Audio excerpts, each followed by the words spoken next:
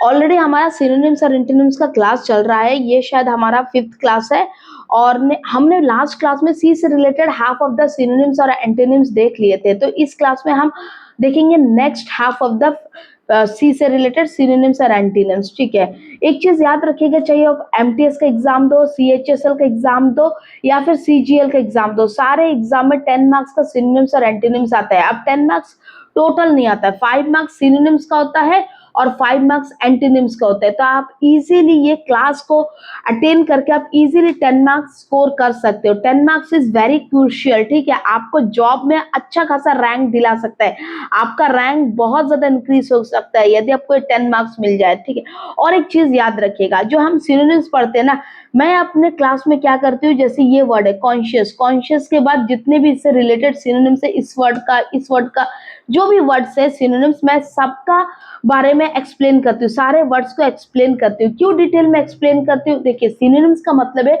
उससे मिलता जुलता वर्ड, एग्जैक्ट वर्ड नहीं है। ठीक है, उससे मिलता जुलता कुछ ऐसे वर्ड्स रहेंगे जो थोड़ा डिफरेंट रहेगा लेकिन उससे मिलते रहेगा कहीं ना कहीं, सो इसको सिनोनिम्स कहते हैं। तो चलिए आज हम अपना क्लास शुरू करते हैं। पहला शब्द है कॉन्शियस। कॉन्शियस आपने बहुत बार अपने डे टू डे लाइफ में यूज किया होगा। कॉन्शियस मतलब तुम क्या कॉन्शियस में नहीं है क्या, तुम क्या जिंदा है ना, कॉन्शियस है ना, तुमको समझ आ रहा है ना, ऐसा बोलते हैं ना।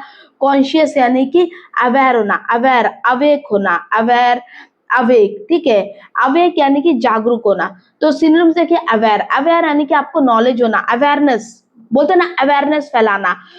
डिफॉरेस्टेशन का अवेयरनेस फैलाना स्कूल में जाकर, ऐसा बोलते हैं ना। क्यों फॉरेस्टेशन का अवेयरनेस? अवेयरनेस यानी कि उसको उनका नॉलेज में डालना है, सबका नॉलेज में डालना है कि फॉरेस्टेशन, फॉरेस्ट पेड़ गाड़ना कितना इंपॉर्टेंट है, अवेयरनेस फैलाना, नॉलेज देना सबको। ठीक है, ओके। Next, apprise. अप्राइज यानी कि किसी को इंफॉर्मेशन देना, इन्फॉर्म करना, उसको अप्राइज बोलेंगे। नॉलेज, नॉलेज प्रदान करना, कॉन्शियस, अवेयर करना, नॉलेज देना, इन्फॉर्म, इंफॉर्मेशन। जैसे मैंने कहा था ना, फॉरेस्ट से रिलेटेड आपको अवेयरनेस प्रोग्राम कंडक्ट होता है, अवेयरनेस प्रोग्राम। फिर या फिर टीबी से रिलेटेड अवेयरनेस प्रोग्राम कंडक्ट होता है। अवेयरनेस का क्या मतलब है? अवेयर करना है, मतलब पब्लिक को, स्टूडेंट को नॉलेज देना कि यार टीबी इस वजह से होता है, फॉरेस्टेशन से ये नुकसान है, उनको नॉलेज देना, इंफॉर्मेशन देना। ठीक है, तो ये सारे सिनोनिम्स है, awareness, apprise, knowledge, inform. Okay, antonyms क्या होगा? अनअवेयर, मतलब नॉलेज नहीं है, उनको कुछ मालूम नहीं है, नॉट नोइंग। ठीक है, नॉट नोइंग, नॉट नोइंग लिखेंगे। इग्नोरेंट, इग्नोरेंट यानी कि किसी को नॉलेज नहीं है, इग्नोरेंट है मतलब उसको कुछ मालूम ही नहीं है, इग्नोर, इग्नोरेंट। अभी देखिए, ये एग्जांपल से समझिए, जैसे फॉरेस्ट का टीबी से रिलेटेड क्या होता है, अवेयरनेस प्रोग्राम कंडक्ट करते हैं, तो अगर ये चीज ना करे तो क्या होगा, वो इग्नोरेंट है ना एक टाइप का, और क्या नॉलेज नहीं फैलाना है ना एक टाइप का, तो इग्नोरेंट है, उसको बोलेंगे। अनफीलिंग, अनफीलिंग यानी कि बिना इमोशन का, बिना फीलिंग का। आपका अंदर फीलिंग है, फीलिंग, मेरे अंदर बहुत फीलिंग है, ठीक है, ऐसा बोलेंगे ना, तो अनफीलिंग क्या होगा, जो इमोशन ना हो, इमोशनलेस, इमोशनलेस को अनफीलिंग बोलेंगे।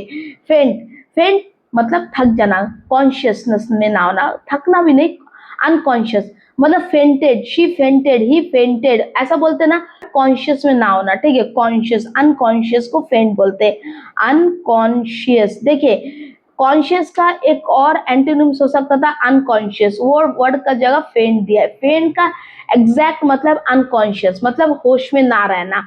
कॉन्शियस होश में रहना, अनकॉन्शियस होश में ना रहना, जिसका मतलब फेंट। अनफीलिंग, देखिए अनफीलिंग कॉन्शियस का एग्जैक्ट मतलब नहीं है, लेकिन ये मिलता जुलता वर्ड्स है, समझ में आ रहा है ना। मैंने कहा था ना, सिनोनिम्स मतलब मिलता जुलता वर्ड्स, एंटोनिम्स भी उसी तरह मिलता जुलता वर्ड्स, उसका ऑपोजिट।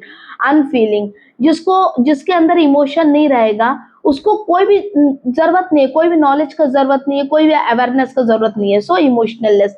इग्नोरेंट, इग्नोरेंट बंदा को कोई इंटरेस्ट नहीं, कुछ लोग होंगे ना, आप देखोगे मोस्टली इग्नोरेंट रहता है, उसको कोई चीज से लेना देना नहीं रहता, कोई नॉलेज भी गेन नहीं करेंगे, कुछ भी नहीं, तो ओके, एक तरह का इग्नोरेंट है, अनकॉन्शियस पीपल है, अनअवेयर। ठीक है, he remain conscious after the accident, मतलब उस एक्सीडेंट के बाद वो बहुत ज्यादा कॉन्शियस रहने लगा, कॉन्शियस यानी कि अवेक, यानी कि एकदम जागरूक रहने लगा। ठीक है, she is conscious of her responsibility, मतलब वो कॉन्शियस है, उसको नॉलेज है कि उसको क्या क्या रेस्पॉन्सिबिलिटी है, नॉलेज होना, उसको अवेयरनेस है कि उसका क्या क्या रेस्पॉन्सिबिलिटी है। Okay, we should be conscious of the environment. क्या बोलते हैं, हमें इन्वायरमेंट से रिलेटेड कॉन्शियस होना चाहिए, हमें इन्वायरमेंट से रिलेटेड नॉलेज होना चाहिए, ठीक है, अवेयरनेस होना चाहिए, that is conscious. The patient become conscious after treatment.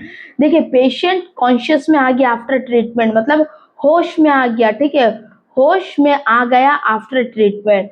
चलिए नेक्स्ट शब्द देखते हैं। नेक्स्ट शब्द क्या है, कॉन्सीड। कॉन्सीड का क्या मतलब है, कॉन्सीड यानी कि एक्सेप्ट करना, कोई भी चीज को एक्सेप्ट करना, मान जाना, मान जाना, ठीक है। आपको यदि आपका दोस्त कहते हैं कि चलिए संडे हम लोग पिकनिक घूमने जाते हैं, तो आप क्या कर रहे हो, कॉन्सीड कर रहे हो, मान रहे हो, ठीक है। इसका सिनोनिम देखिए, ईल्ड। ईल्ड यानी कि रिजल्ट आना, रिजल्ट। देखिए, रिजल्ट से एक क्या, रिजल्ट और कॉन्सेप्ट मिलता जुलता वर्ड है। अभी रिजल्ट से कैसे रिलेशन है, देखिए आपका दोस्त लोग प्लान बनाए कि पिकनिक जाएंगे, आप उसमें हाँ बोल रहे हो और आपका जाना बहुत जरूरी है, तो आपका हाँ बोलने से क्या हुआ, उसका पिकनिक का प्लान फाइनल हो गया, मतलब रिजल्ट आया ना। और आप पिकनिक में ऑन द स्पॉट उस दिन जाओगे तो क्या, एक रिजल्ट मिल गया, यस हमने गया। देखिए, रिजल्ट खाली एग्जामिनेशन का रिजल्ट नहीं होता, आप कोई भी काम करो उसका एक परिणाम अच्छा ना, उसी को रिजल्ट कहते हैं, ठीक है। Next, accent. एसेंट यानी कि हाँ कहना, हाँ कहना मतलब आप एग्री होना, एग्री करना, उसको एसेंट कहते हैं। परमिट मतलब वही हाँ कहना, परमिशन देना, ठीक है।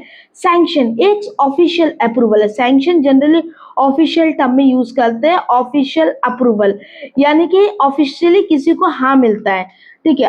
एंटोनिम्स क्या है, डिने। डिने यानी कि मना करना, रिफ्यूज करना, ना कहना, रिफ्यूज करना। रिजेक्ट यानी कि मना करना, ना करना, अस्वीकार करना, ठीक है। डिसेंट, डिसेंट क्या हो जाएगा, डिसएग्री करना, मना करना। देखिए, एसेंट का ऑपोजिट है ये, एग्जैक्टली एसेंट का ऑपोजिट है डिसेंट। मतलब एसेंट का मतलब एग्री करना, इसका मतलब क्या होगा, डिसएग्री करना, disagree. Okay, next, disallow. Disallow यानी कि किसी को परमिशन नहीं देना, नॉट परमिटेड। डिसअलाउ, अलाउड नहीं, you are not allowed, you are not permitted. Okay, so antonyms क्या क्या हो गया, डिने हो गया, मना करना, रिजेक्ट हो गया, डिसेंट हो गया, डिसअलाउ हो गया। सो एग्जाम्पल देते हैं, the government concede to the worker demand, मतलब गवर्नमेंट ने मान लिया वर्कर डिमांड, कंसीड मान जाना, मान लिया वर्कर डिमांड, एक्सेप्ट कर लिया, ठीक है। She finally concede that she was wrong, मतलब उसने मान लिया कि वो गलत थी, she consider, she accepted that she was wrong. Okay, the captain refuse to concede victory, मतलब कैप्टन ने रिफ्यूज कर दिया कि उसने जीत गया, ठीक है, वो जीत गया बोल के ये मानने को रिफ्यूज कर दिया। चलो नेक्स्ट वर्ड देखते हैं, कंप्राइज। कंप्राइज, कंप्राइज क्या है, हम डे टू डे लाइफ में यूज करते हैं, जैसे कि यदि मैं कहूँ कि this English course comprises of 35 lectures. Comprises मतलब इसमें इतना सारा लेक्चर होगा, इंक्लूड होगा। कंप्राइज यानी कि कुछ चीज इंक्लूड होना, इंक्लूड, ओके, इंक्लूड होना, या फिर उसको आप कंसिस्ट भी कह सकते हो। दिस लेक्चर कंसिस्ट ऑफ 30, नहीं sorry, this course consist of 35 lecture. Okay, consist of, include, 35 lecture, या फिर कंप्राइजेस 35 लेक्चर। ओके, सिनोनिम देखिए, इंक्लूड। इंक्लूड तो मैंने कह दिया, इंक्लूड होना। कंटेन, कंटेन मतलब कंसिस्ट, ठीक है, कंसिस्ट। कंपोज, कंपोज का मतलब भी सेम है, कंप्राइजेस, ठीक है, कंपोज, मेकअप ऑफ। उसका एंटोनिम्स क्या होगा, रिजेक्ट। देखिए, रिजेक्ट थोड़ा डिफरेंट है, लेकिन यहाँ पर लेक, लेक एग्जैक्ट वर्ड है, कंप्राइजेस का एंटोनिम से। लेक यानी कि जब कोई चीज में कुछ इंक्लूड होता है। देखिए, ये जो कोर्स है इंग्लिश का कोर्स में 35 लेक्चर है, इट कंप्राइजेस ऑफ 35 लेक्चर। मैंने एग्जांपल दिया ना, अगर इसमें 35 का जगह 5 लेक्चर हो तब हम क्या बोलेंगे, this course lacks require lectures, ठीक है, मतलब जितना लेक्चर का जरूरत था उतना नहीं है, कमी होना, ठीक है। एक्सक्लूड होना मतलब मैं 35 की जगह यदि मैं 30 लेक्चर लूं तो क्या है, 5 को मैंने एक्सक्लूड कर दिया ना, सो एक्सक्लूड होना है। एक्सेप्ट, एक्सेप्ट 5, यहाँ पर सिर्फ 5 लेक्चर है, समझ रहे हो ना। रिजेक्ट इससे मिलता जुलता वर्ड है, रिजेक्ट मतलब 35 की जगह मैंने ये एक्सेप्ट किया कि मैं 30 लेक्चर लूंगी, अंडरस्टूड, तो यहाँ पर रिजेक्ट कर रही हूँ ना। इसका एंटोनिम्स क्या हो जाएगा, रिजेक्ट होगा, लेक होगा, एक्सक्लूड होगा, एक्सेप्ट होगा। और सिनोनिम्स क्या होगा, कंप्राइजेस का, इंक्लूड होगा, कंटेन होगा, कंसिस्ट होगा, कंपोज होगा। इसका भी एग्जांपल देखते हैं, India comprises of many state. India comprises of many state, बहुत सारे स्टेट है ना। The committee comprises of 10 member, ये कमिटी में 10 मेंबर है, मतलब इसमें include, this committee include 10 member, this committee contain 10 member, this committee consist 10 member, this committee compose of 10 member. समझ रहे हैं ना आप वर्ड्स को कैसे यूज करोगे। The course comprises of 5 unit, the course मतलब ये कोर्स में 5 यूनिट्स है। Water comprises of hydrogen and oxygen, water में हाइड्रोजन भी है और ऑक्सीजन भी है। एग्जांपल्स को याद रखें आप ना, वर्ड्स को इजीली आप सिनोनिम्स और एंटोनिम्स में डिफरेंशिएट कर सकते हो, ठीक है।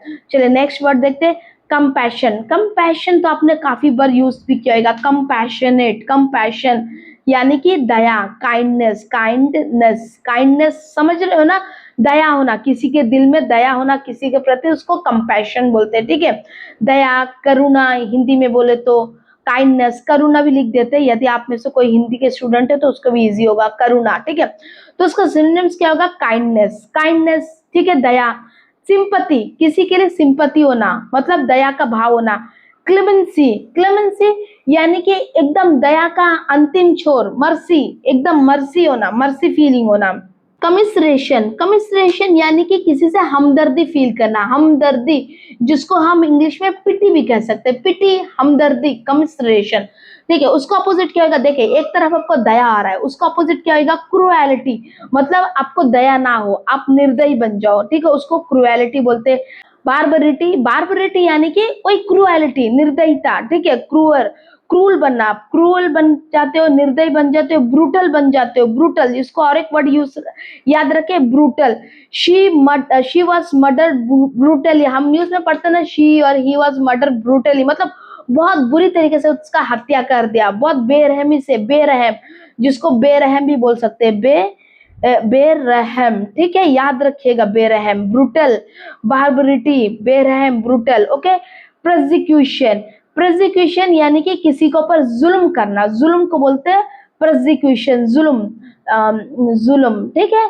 नेक्स्ट एपैथी, देखिए सिंपैथी का एग्जैक्ट वर्ड है एपैथी, ठीक है। सिंपैथी मतलब किसी के लिए दया होना, एपैथी यानी कि निर्दयी होना, मतलब बेरहम होना, ओके। एग्जांपल देखते हैं, we should show compassion to the poor, मतलब हमें गरीबों के प्रति दया भाव रखना चाहिए, दया दिखाना चाहिए, ठीक है। The nurse treated the patient with compassion, मतलब नर्स ने पेशेंट को दया भाव से ट्रीट किया, मतलब दया से, दयालुता से, क्लीमेंसी विथ कमेंसरेशन के साथ ट्रीट किया, ओके। हिज कंपैशन वोन एवरीवन रेस्पेक्ट, मतलब उसका जो दयावान भावना है ना, दयालुपन है ना, उसने वो दयालुपन ने सबका दिल जीत लिया, ओके। नेक्स्ट देखिए, एनिमल डिजर्व आवर कंपैशन, मतलब जानवरों को हमारा दया का बहुत ज्यादा जरूरत है, कंपैशन यानी दया। चलिए नेक्स्ट वर्ड देखते हैं, कनकर। कनकर का क्या मतलब है, कनकर यानी कि किसी को अप्रूव देना, अग्री होना, किसी की बात से आप सहमत होना, सहमति जगाना, ठीक है। To agree with someone, to agree with someone मतलब आप किसी की बात से सहमत होते हो, सहमत, ठीक है, ओके, समवन।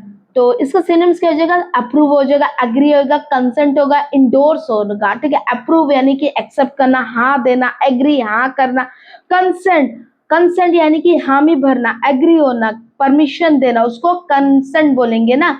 और इंडोर्स का क्या मतलब है, इंडोर्स यानी कि किसी को सपोर्ट करना, सपोर्ट को बोलते हैं। अब आप किसको सपोर्ट करोगे, जिसको आप एक्सेप्ट करते जिसका बात को, उसको सपोर्ट करोगे ना।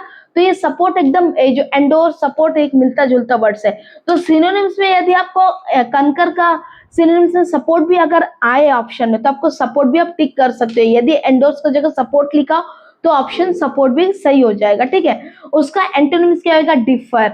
डिफर यानी कि आप किसी का जो भावना से डिफर करना, मतलब उससे आप एग्री ना करना, नॉट एग्री, नॉट एग्री, ठीक है। किसी का जो थॉट है उसका थॉट से आप मैच ना करना, उसको डिफर बोलेंगे। डिसएग्री मतलब आप उसका एग्री नहीं करना। डिसेंट, देखिए कंसेंट का एग्जैक्ट ऑपोजिट मीनिंग है डिसेंट, मतलब कंसेंट परमिशन देना, dissent not to give permission, ठीक है। अपोज करना, परमिशन ना देना। नेक्स्ट अपोज, अपोज करना मतलब आपको मालूम है ना, अपोज करना, किसी भी बात से मना करना, खिलाफ जाना, उसको बोलते हैं अपोज, ठीक है। एग्जाम्पल देखिए, आई कंकर विथ योर ओपिनियन, मतलब मैंने तुम्हारा ओपिनियन से सहमति जताया, मतलब I agree with your opinion, I consent with your opinion, I endorse your opinion, okay. Understood, समझ आया ना। इंडोर्स यानी कि सपोर्ट करना, यहाँ पर जो इंडोर्स है, हम इस जगह में ये सारे शब्द को यूज कर सकते हो। द जज कंकर इन द डिसीजन, मतलब जज ने एग्री कर दिया, एक्सेप्ट कर लिया, ठीक है, in the decision. Most expert कंकर ऑन दिस इश्यू, मतलब बहुत सारे एक्सपर्ट इस इश्यू में कंकर करेंगे, एग्री करेंगे, एक्सेप्ट करेंगे, अपना जो सपोर्ट इंडोर्स करेंगे, सपोर्ट को इंडोर्स करेंगे। ओके, आई कंप्लीटली कंकर विद द रिपोर्ट, मतलब मैं कंप्लीटली इस रिपोर्ट से सहमत हूँ। सहमत, याद रखिएगा, सहमत मतलब एक्सेप्ट करना, कंकर करना, अप्रूव करना, एग्री करना, कंसेंट करना, इंडोर्स करना। नेक्स्ट वर्ड देखते हैं, कॉमोडियस।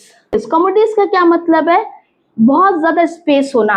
एक रूम है, मान लीजिए एक छोटा रूम है, एक बड़ा रूम है, आप कौन सा रूम को कॉमोडियस बोलेंगे? ये रूम कॉमोडियस है क्योंकि इसमें बहुत ज्यादा स्पेस है। तो आप इस रूम के अंदर कंफर्टेबली बैठ सकते हो, सिट हो सकते हो, ठीक है, बैठ सकते हो, खड़े हो सकते हो, स्टैंड हो सकते हो, घूम सकते हो, यहाँ पर आराम से अपना जो भी जरूरत का काम कर सकते हो, ठीक है, तो इसको कॉमोडियस बोलेंगे। सो सिनोनिम्स क्या है इसका? कन्वीनियंट। कमोडियस का पहला तो हम वर्ड्स का मतलब लिख देते हैं। कमोडियस यानी कि स्पेशियस, मतलब बहुत ज्यादा स्पेस होना, जहां पर उसको कमोडियस बोलेंगे।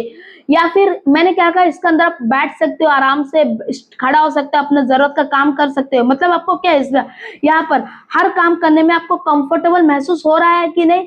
यस, हो रहा है। आपको ये जगह, ये रूम ज्यादा कन्वीनियंट लग रहा है या फिर ये छोटा रूम ज्यादा कन्वीनियंट लग रहा है?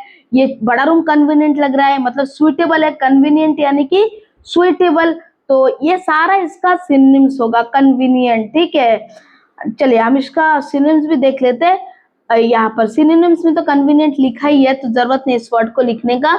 तो कन्वीनियंट यानी कि जो चीज आसान हो, कन्वीनियंट हो, इजी हो, ठीक है। सुइटेबल, सुइटेबल यानी कि आप पर सूट कर रहा हो। सूट यानी कि आप वहां पर बहुत कंफर्टेबल महसूस कर रहे हो, तभी तो सूट करेगा ना आपका ऊपर, नहीं तो आपको अच्छा नहीं लगेगा, चिड़चिड़ लगेगा, ठीक है। रूमी, रूमी मतलब बहुत बड़ा रूम को, स्पेशियस रूम को रूमी बोलेंगे। कमोडियस यानी कि स्पेशियस है ना, ठीक है। कंफर्टेबल, यहाँ पर कंफर्टेबल महसूस हो रहा है, यस हो रहा है। एंटोनिम्स देख लेते हैं। एंटोनिम्स यानी कि इनकन्वीनियंट। कन्वीनियंट का एग्जैक्ट ऑपोजिट वर्ड है इनकन्वीनियंट, मतलब आपको ठीक नहीं लग रहा है। इनकन्वीनियंट है मतलब आप उसको ट्रबल, मतलब परेशानी फील हो रहा है। इनकन्वीनियंट आपको मतलब सुकून महसूस नहीं हो रहा है, कंफर्टेबल महसूस नहीं हो रहा है, उसको इनकन्वीनियंट बोलेंगे। अनसुइटेबल मतलब आप पर सूट नहीं कर रहा है। देखिए, सुटेबल का ऑपोजिट, डायरेक्ट ऑपोजिट है अनसुटेबल। अनकंफर्टेबल, कंफर्टेबल का डायरेक्ट ऑपोजिट है अनकंफर्टेबल, आपको कंफर्टेबल फील नहीं हो रहा है। कन्फाइंड, देखिए कन्फाइंड यानी कि एक छोटे से जगह में घुस के बैठना, घुस जाना सब कुछ, उसको कन्फाइंड बोलते हैं, ठीक है। लिमिटेड स्पेस, जिसको हम लोग बोलेंगे लिमिटेड स्पेस होगा तो उसको हम लोग कन्फाइंड बोलेंगे, ठीक है। तो बड़ा जगह का ऑपोजिट क्या आएगा? Limited space. एग्जाम्पल देखिए, they live in A commodious house, ये लोग कमोडियस मतलब बहुत बड़े रूम में रह रहे हैं। कमोडियस जहां पर स्पेस है, कन्वीनियंट है, सुइटेबल है, that room is feel like a roomy, comfortable है, ठीक है। The classroom is commodious and airy, मतलब ये क्लासरूम कॉमोडियस है, मतलब कन्वीनियंट है, सुइटेबल है, कंफर्टेबल है, और एरी मतलब हवा पास हो रहा है, ठीक है। We book a commodious apartment, हमने बहुत बड़ा रूम को बुक किया है, ठीक है। दैट रूम इज कन्वीनियंट है, सुटेबल है, कंफर्टेबल है। The hall is commodious enough for 500 people, क्या बोलते हैं, हॉल इतना बड़ा है कि वो 500 पीपल को एकोमोडेट कर सकते हैं। देखिए, कॉमोडियस अलग वर्ड है, एकोमोडेट यानी कि उसमें उसमें ला सकते हैं, मतलब उसमें कंसिस्ट कर सकते हैं 500 पीपल को, ठीक है। चलिए नेक्स्ट वर्ड देखते हैं, कॉल्यूशन। कॉल्यूशन का क्या मतलब है? कॉल्यूशन यानी कि हमने केमिस्ट्री में पढ़ा होता है ना, पार्टिकल्स आपस में कोलाइड कर रहे हैं, कॉल्यूशन हो रहा है। कॉल्यूशन यानी कि किसी दो जन के बीच में क्लैश हो जाना, लड़ाई हो जाना। लड़ाई, इसको नॉर्मली आप समझो कि लड़ाई होना, लड़ाई, ठीक है। लड़ाई या फिर मुठभेड़, ठीक है, या फिर टक्कर भी बोल सकते हो, टक्कर, ठीक है।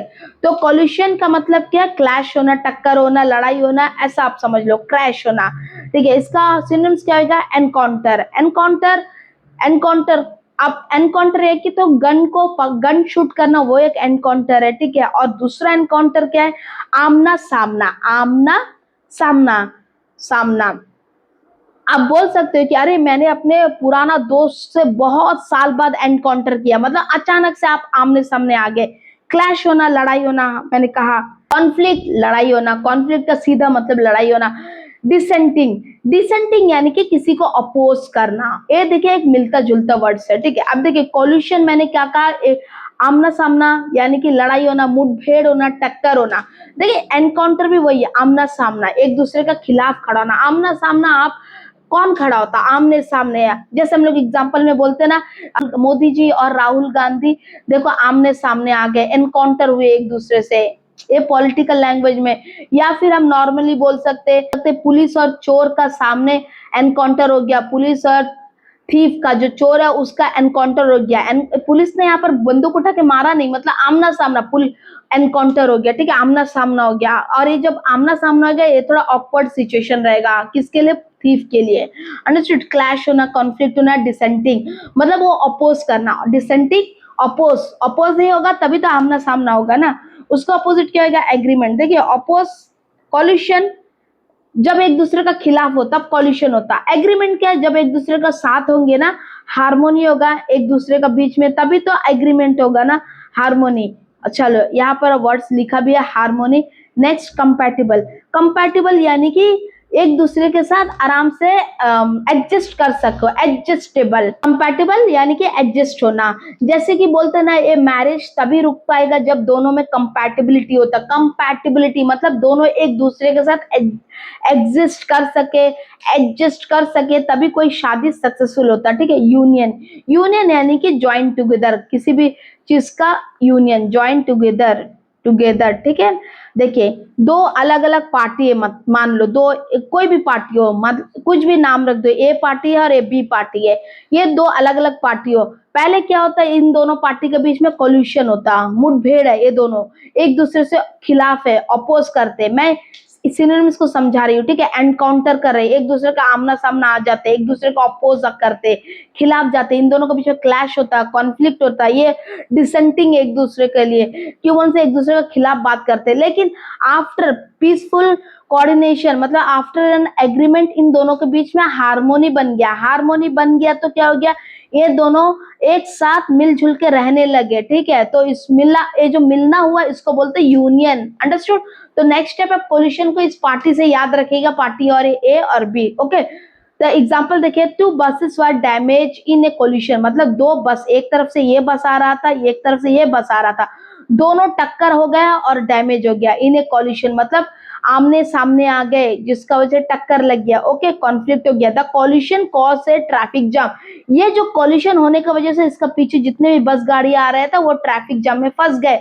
The car avoided a head on collision. अब ये नेक्स्ट एग्जांपल देखिए, एक कार जा रहा था, तभी सामने से एक गाड़ी आ रहा था, तो हेड ऑन कोलिशन से थोड़ा थोड़ा किलो बचा दिया, ठीक है। मतलब मुठभेड़ होने से बच गया, कॉन्फ्लिक्ट होने से बच गया। The collision injured several passenger, मतलब ये कॉल्यूशन का वजह से बहुत सारे पैसेंजर घायल हुए। चलिए नेक्स्ट वर्ड देखते हैं, चेरिश। चेरिश यानी कि किसी से, to love, to show love, जैसे कि बच्चों को चेरिश करना ना, चिल्ड्रन को क्या चेरिश करते हैं ना, love, to show love. Protection किसको करते हैं, प्रोटेक्शन, लव किसको, चिल्ड्रन लोग के लिए। और वैल्यू, ये बच्चों के लिए नहीं, कोई भी चीज के लिए हो सकता है, ठीक है। तो सिनोनिम्स क्या है, नर्चर है, ट्रस्टर है, फॉस्टर है एंड एनकरेज है। नर्चर यानी कि केयर करना किसी का, जैसे कि बच्चों को नर्चर करते हैं ना, चिल्ड्रन को नर्चर करते हैं, तो मतलब चिल्ड्रन को केयर करते हैं, okay. Care for growth, growth के लिए, बड़े होने के लिए मदद करते हैं, चाहे बच्चे हो, पेड़ पौधे हो, उनको भी मदद करते हैं, देखभाल करते हैं, उसको नर्चर बोलेंगे। ट्रेशर यानी कि बहुत ही ज्यादा प्रीशियस चीज, वैल्यूबल चीज, तो क्या है, वैल्यूबल चीज को हम लोग क्या बहुत ज्यादा प्रोटेक्ट करेंगे, लव करेंगे ना। फॉस्टर, फॉस्टर यानी कि एनकरेज करना, एनकरेज कोई भी चीज के लिए, चाहे डेवलपमेंट में, ग्रोथ में, किसी भी चीज में एनकरेज करना। और नेक्स्ट एनकरेज। तो चेरिश, चेरिश का क्या क्या सिनोनिम्स हुआ, नर्चर हो गया, ट्रेशर हो गया, फॉस्टर हो गया, एनकरेज हो गया। चेरिश का मतलब लव करना, प्रोटेक्शन करना, मतलब प्यार शो करना, प्रोटेक्शन देना, वैल्यू देना, उसको चेरिश बोलेंगे। और उसको अपोजिट क्या, अबेंडन। अबेंडन यानी कि छोड़ देना, किसी को छोड़ देना, ठीक है, उसको अबेंडन बोलते हैं। फोरसेक भी लीव मतलब छोड़ देना, किसी को लीव। और डेजर्ट भी बोलेंगे, ठीक है, खाने वाला डेजर्ट नहीं है यहाँ पे, और डेजर्ट वाला डेजर्ट नहीं है, रेगिस्तान, ये डेजर्ट है, मतलब किसी को छोड़ देना, त्याग। और रिनाउंस यानी कि त्याग देना। रिनाउंस का सीधा सीधा मतलब त्याग देना। और डिस्कार्ड मतलब किसी चीज को फेंक देना, छोड़ देना, थ्रो कर देना, उसको डिस्कार्ड बोलते हैं, ठीक है, थ्रो समथिंग अवे, डिस्कार्ड। तो याद रहेगा एंटोनिम्स क्या है, अबेंडन, फोरशेक, रिनाउंस, डिस्कार्ड। एग्जाम्पल देखिए, पेरेंट्स चेरिश देयर चिल्ड्रन, मतलब पेरेंट क्या करते, चेरिश मतलब केयर करते, लव करते, प्रोटेक्ट करते देयर चिल्ड्रन, ठीक है। I cherish the memories of my school day, मतलब मैं अपने स्कूल डेज का मेमोरीज को चेरिश कर रही हूँ। उससे कैसा रिलेटेड है, मतलब वो जो मेमोरी है ना मेरे लिए ट्रेशर है, मतलब एक बहुत वैल्यूबल चीज है, ट्रेशर, नर्चर कर रही हूँ, मतलब केयर करती हूँ। मेमोरी को केयर करना नहीं होता, मतलब याद करना, मतलब एक तरह का लव, अफेक्शनेट शो करते हैं ना उस मेमोरी को, तो उसको चेरिश बोलेंगे। She cherish her grandmother's gift, मतलब उसने अपने ग्रैंड मदर का गिफ्ट को बहुत ज्यादा प्रोटेक्ट करके रखी है, बहुत ज्यादा केयर करती है, ठीक है। We should cherish our freedom, मतलब हमें अपना फ्रीडम को चेरिश करना चाहिए, मतलब इसको एनकरेज करना चाहिए, इसको प्रोटेक्ट करके रखना चाहिए, ठीक है, उसको केयर करना चाहिए। मतलब कोई भी हमारा फ्रीडम में यदि फ्रीडम छीनने की कोशिश करे तो हमें रेसिस्ट करना है, तो इसलिए पहले उसको हम लोग प्रोटेक्ट करना है, ठीक है। चलिए नेक्स्ट वर्ड देखते हैं, चेस्टाइज का क्या मतलब है। चेस्टाइज का मतलब किसी को पनिश करना, punish, to punish somebody someone, ठीक है, पनिश, ओके, टू पनिश। अब यहाँ में पनिश का क्या क्या मतलब हो सकता है, या फिर किसी को हम यदि डांटना, वो भी तो एक तरह का पनिश होगा ना, या फिर क्रिटिसाइज करना, क्रिटिसाइज समझ रहे हो ना, किसी को निंदा करना, निंदा को भी क्रिटिसाइज बोलेंगे। चेस्टाइज मतलब किसी को पनिश करना या फिर किसी का निंदा करना, ठीक है। तो सिनोनिम्स क्या होगा, पनिश। एडमोनिश इससे पहले भी हमने देखा है, एडमोनिश का मतलब है डांट फटकार लगाना, डांट डांट सॉरी, डांट फटकार लगाना, फटकार लगाना, ठीक है, लगाना। तो नेक्स्ट देखिए, स्कोल्ड आपको तो सबको मालूम है, किसी को डांटना। रिप्रूफ हमने पहले भी पढ़ा है, याद करिए, रिप्रूफ का मतलब क्या है, किसी को स्ट्रांगली डिसअप्रूव करना, ना करना, ठीक है। एक चीज समझिए, चेस्टाइज यानी कि किसी को पनिश करना, किसी का बुराई करना, इससे रिप्रूफ कैसा रिलेटेड है। देखिए सिनोनिम्स मैंने कहा रिलेटेड वर्ड्स है, तो इससे रिलेशन है कि जब जब किसी को हम लोग पनिश करते, मना कर डांटते, तो उसको हम लोग कोई भी चीज के लिए मना करेंगे ना, मतलब ये भी एक तरह का मना करना, अपना एकदम स्ट्रॉन्ग डिसअप्रूवल शो करना, एकदम डांट फटकार जैसा ही है। तो इसका सिनोनिम्स क्या क्या हो गया, रिप्रूव हो गया, इसको ओल्ड हो गया, एडमोनिश हो गया, पनिश हो गया। उसका अपोजिट क्या है, सिनोनिम्स क्या है, चीर। चीर क्या क्या मतलब है, खुश होना, हैप्पी होना ना। हैप्पी क्या है, मतलब एनकरेज करना, किसी को डांट फटकार नहीं लगाना। कंफर्ट मतलब कंफर्टेबल फील करना। एनकरेज मतलब किसी को मतलब एनकरेज करना, उसको बेटर फील कराना, बेटर फील कराना। और स्टूमुलेट यानी कि किसी को एनकरेज करने को स्टूमुलेट बोलते हैं, किसी को कोई भी काम के लिए एनकरेज करना। तो एंटोनिम्स क्या क्या हुआ, चीयर हुआ, कंफर्ट हुआ, एनकरेज हुआ, स्टूमुलेट हुआ, है ना। The teacher chastise the student for cheating, मतलब टीचर ने स्टूडेंट को बहुत जोर का, बुरी तरीके का डांट फटकार लगाया चीटिंग करने का वजह से। His father chastise him for lying, मतलब उसका फादर उसको बहुत ज्यादा डांटता है, क्यों, वो झूठ बोलता बोल के, ठीक है। The coach chastise the player for being careless, तो क्या कोच बच्चों को बहुत ज्यादा डांट फटकार लगाया, क्यों, क्योंकि उन लोग केयरलेस है। She was chastise for breaking the rule, उसको बहुत ज्यादा डांट फटकार लगा क्योंकि उसने रूल ब्रेक कर दिया, है ना। तो चलिए नेक्स्ट देखते हैं, चेस्ट यानी कि पवित्रता को बोलेंगे, पवित्र समझ रहे हो ना, पवित्र को चेस्ट बोलेंगे। अब देखिए सिनोनिम देखिए, वर्चुअस यानी कि एकदम गुड, मोरली गुड होना, अच्छा होना, बढ़िया, उसको बोलेंगे गुड। प्योर, हॉनरेबल यानी कि जिसको रेस्पेक्ट मिलना चाहिए, डिजर्विंग रेस्पेक्ट, जिसको रेस्पेक्ट मिलना चाहिए उसको हॉनरेबल बोलते। नेक्स्ट इमैक्यूलेट यानी कि परफेक्टली क्लीन, कोई चीज क्लीन है, साफ सुथरा, क्लीन, उसको इमैक्यूलेट बोलेंगे। हॉनरेबल जिसको रेस्पेक्ट देते हैं, मिलना चाहिए, उसको हॉनरेबल बोलेंगे। प्योर साफ सुथरा, वर्चुअस यानी कि पवित्र, चेस्ट का मतलब पवित्र है, ठीक है। पवित्र किससे? मोरली भी पवित्र है, मोरली स्पेशली मोरली लेकर चलिए, मोरली प्योर उसको चेस्ट बोलेंगे, ठीक है। उसका ऑपोजिट क्या आएगा? डिफाइल। डिफाइल का मतलब मैला, मैला याद रखिएगा, डिफाइल मैला, डर्टी, ठीक है। लाइसेंटियस, लाइसेंटियस यानी कि इमोरल है, मतलब जो सच नहीं बोलता, जो मतलब जिसका मोरल ठीक नहीं है, मतलब जिसका दिल सही नहीं है, उसको लाइसेंटियस बोलेंगे। नेक्स्ट सलीड, सलीड यानी कि मतलब इम्प्योर, ठीक है, इम्प्योर, उसको सलीड बोलेंगे। लस्टफुल, लस्टफुल यानी कि जिसको गलत, जिसका भावना हो उसको लस्टफुल बोलेंगे। सो एग्जाम्पल देखते हैं, she lived A chest life, मतलब बहुत ही पवित्र है, मतलब मोरली गुड लाइफ उसने जिया, ठीक है। The temple has a chest architectural style, मतलब इस टेम्पल का जो आर्किटेक्चरल स्टाइल है बहुत ही सुंदर है, खूबसूरत है, पवित्र है, वर्चुअस है, ठीक है, चेस्ट है। ही एडमायर हर चेस्ट कैरेक्टर, मतलब इसको इसका चेस्ट कैरेक्टर मतलब बहुत ही पवित्र कैरेक्टर अच्छा लगता है, ठीक है। The queen remain chest through out her life, मतलब क्वीन पूरा जिंदगी पवित्र रही, मोरली भी पवित्र रही और बाकी सारा तरीके से पवित्र रही, ठीक है। चलिए नेक्स्ट देखते हैं। नेक्स्ट देखिए ससेशन। ससेशन का क्या मतलब है? ससेशन यानी कि स्टॉप हो जाना, कोई भी काम करने से रुक जाना या फिर एंड कर देना, एंड कर देना, स्टॉप या फिर एंड। तो एग्जाम्पल क्या है? इंटरमिशन, इंटरमिशन हम फिल्म देखते हैं, फिल्म में क्या होता है? बीच में इंटरमिशन आता है, मतलब वो स्टॉप होता है थोड़ा देर के लिए, 5 मिनट के लिए स्टॉप हो जाता है, एंड नहीं होता है, स्टॉप हो गया, हमें क्या करने का टाइम मिलता है? थोड़ा सा ब्रेक का टाइम मिलता है, ठीक है, तो इसको इंटरमिशन बोलेंगे। पॉज मतलब वो 5 मिनट का ब्रेक, याद करिए, पॉज मिलता है। डिसकंटिन्यूटी, डिसकंटिन्यूटी मतलब एंड होना। ससेशन का दो मतलब, एक तो स्टॉप होना है तो एंड होना, तो डिसकंटिन्यू मतलब एंड हो गया कोई भी चीज। हिंड्रेंस, हिंड्रेंस यानी कि कोई भी काम में बाधा आना, उसको हिंड्रेंस बोलते हैं, ठीक है। डिफिकल्टी, देखिए कोई काम में कोई डिफिकल्टी आएगा तभी तो उस चीज को एंड कर देंगे, ये रिलेटेड वर्ड है, ठीक है। एंटोनिम्स क्या होगा? जब कोई चीज काम करने में प्रॉब्लम आ रही है और रुक रहा है तो उसका ऑपोजिट क्या आएगा? कंटिन्यूटी, कोई प्रॉब्लम नहीं है यार, कंटिन्यू चल रहा है, कंटिन्यूटी। परपेंचुएशन, परपेंचुएशन मतलब कंटिन्यू, परपेंचुअल कंटिन्यू चल रहा है। अनसीजिंग, देखिए सीजन का डायरेक्ट अपोजिंग है सीजिंग, सिसेशन यानी कि स्टॉप होना, एंड होना। अनसीजिंग यानी कि जो चीज स्टॉप नहीं होना, कंटिन्यू चलते रहना, उसको अनसीजिंग बोलते। प्रोलोगेशन, प्रोलोगेशन यानी कि जो बहुत लंबा ड्यूरेशन तक चलता रहे, लंबा ड्यूरेशन, लॉन्ग ड्यूरेशन तक चलता रहे, उसको प्रोलोगेशन बोलते हैं, ठीक है। एग्जाम्पल देखिए, the rain came to a cessation, मतलब रेन का एंड आ गया, खत्म होने वाला है rain. There was a cessation of hostility, यहाँ पर देखिए एक हॉस्टिलिटी का क्या मतलब है, इसको भी समझिए। हॉस्टिलिटी भी एक अपना अपना एक वर्ड है ना, इसका भी एक मीनिंग होगा ना, है ना, होगा।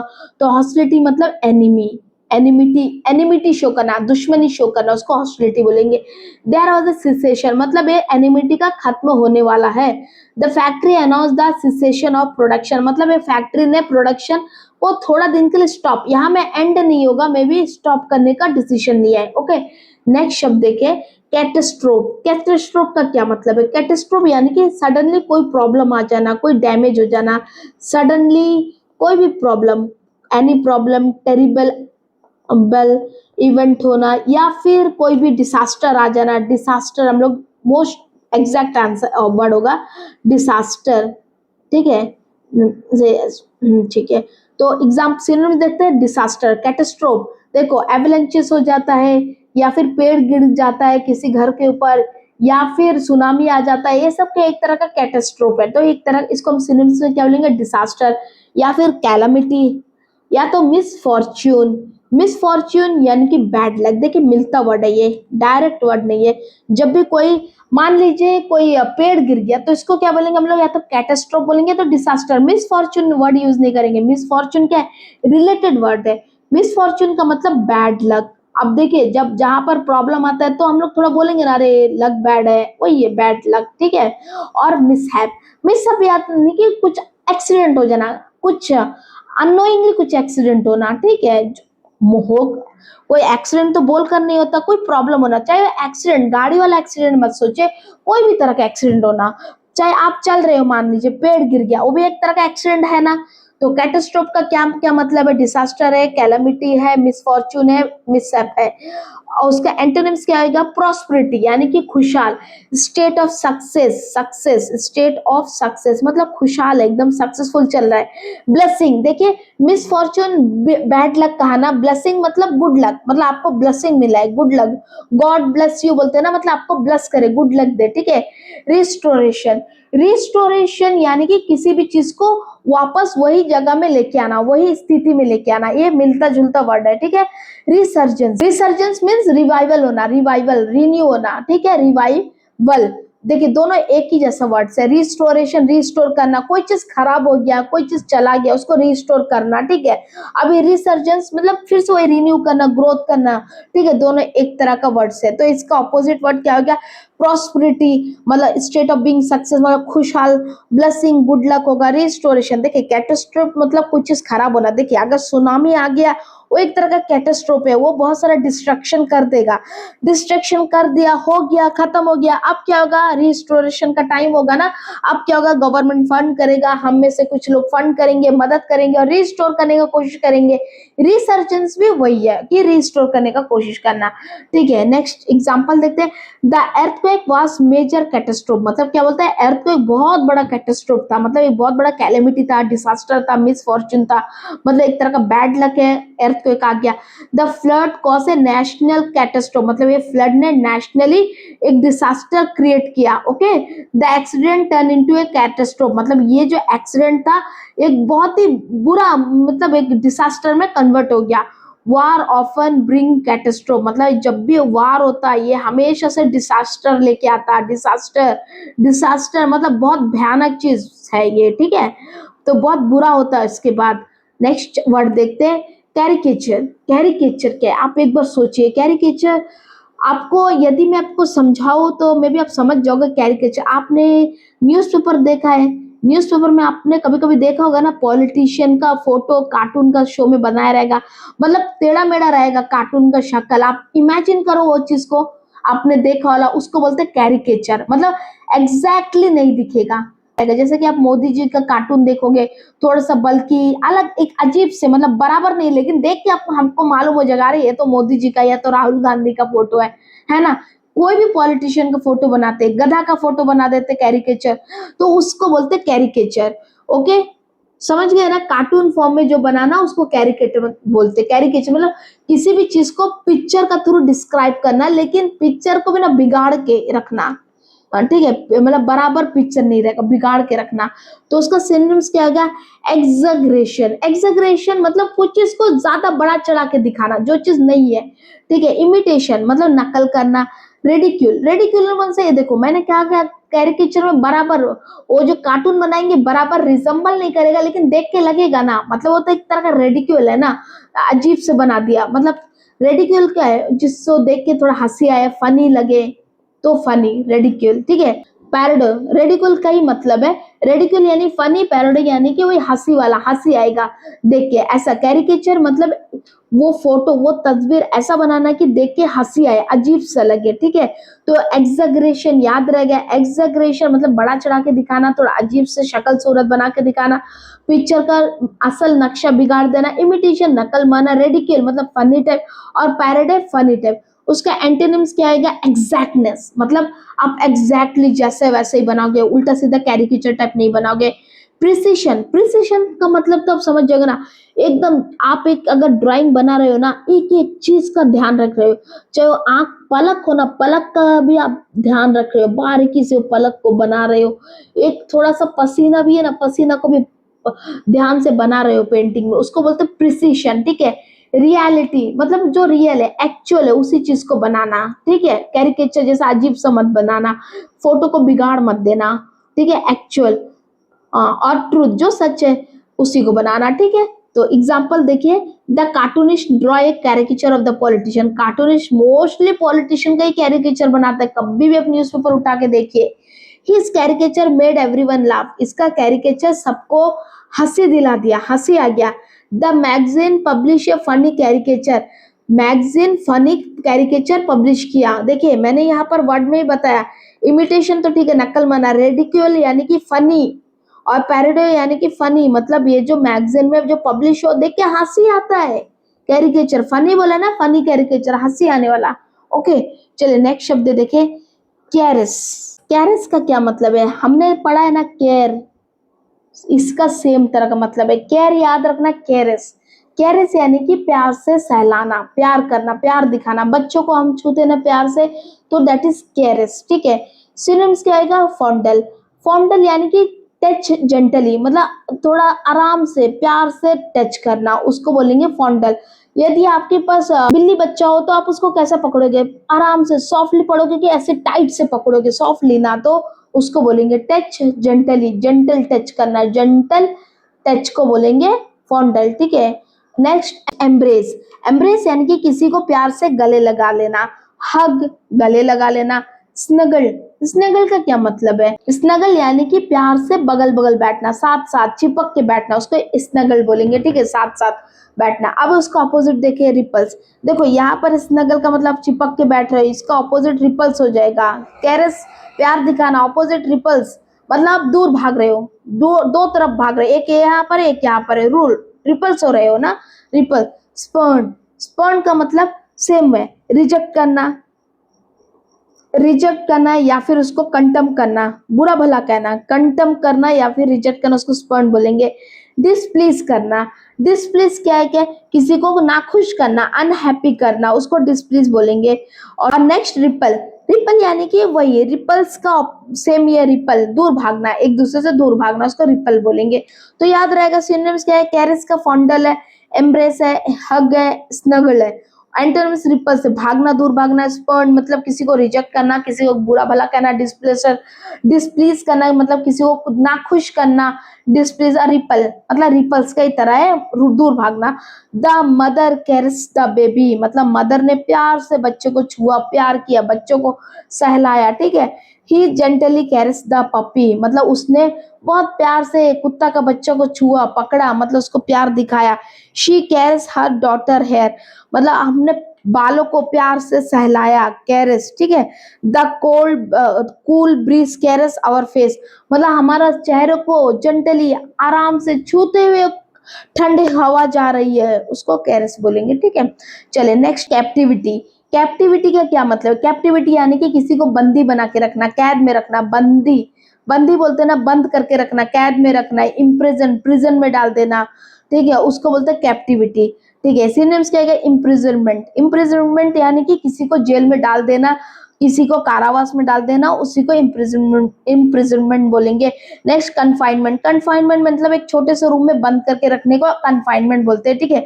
अप्रीहेंड, अप्रीहेंड यानी कि किसी को पकड़ना, जैसे चोर, पुलिस ने चोर को पकड़ा, द पुलिस अप्रीहेंडेड द थीव्स, तो क्या है, पकड़ना, ठीक है, पकड़ने को, गिरफ्तार करना, उसको अप्रीहेंड कहते हैं। रेस्ट्रेंट, रेस्ट्रेंट यानी कि किसी को मना करना, रोकना, नियंत्रण लगाना, उसको रेस्ट्रेंट बोलेंगे। देखिए, कैप्टिवेट बंद करना, बंदी बनाना, उसको छोटे से रूम में कन्फाइन करके रखना, पकड़ना, ठीक है, ये पकड़ना, अप्रीहेंड यानी गिरफ्तार करना, ये कैप्टिवेट का, कैप्टिविटी का रिलेटेड वर्ड है, ठीक है, रेस्ट्रेंट। और उसका एंटोनिम्स क्या होगा, फ्रीडम, एक तरफ से आपको बंदी बनाता है, उसका अपोजिट क्या होगा, फ्रीडम। लिबर्टी, आप आजादी से घूम रहे हो, लिबरेशन, रिलीज, आपको छोड़ दिया गया। देखो, एप्रीहेंड का मतलब आपको बंदी बनाना, बंदी बना लिया, अभी अभी आपको गिरफ्तारी हुआ, तो रिलीज मतलब आपको छोड़ दिया गया। कन्फाइनमेंट, आपको छोटा सा रूम में बंदी बना लिया। इम्प्रिजमेंट, तो ये सारा का मतलब क्या हो गया, कैप्टिविटी, और उसका opposite freedom, liberty, liberation, release, ठीक है।